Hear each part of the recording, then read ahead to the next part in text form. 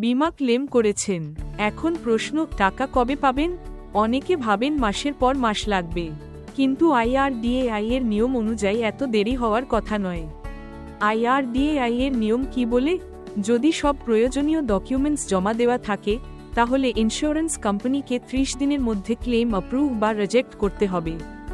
যদি ক্লেম যাচাই করার জন্য ইনভেস্টিগেশন দরকার হয়, তাহলে 45 দিনের মধ্যে সেটেলমেন্ট করতে হবে।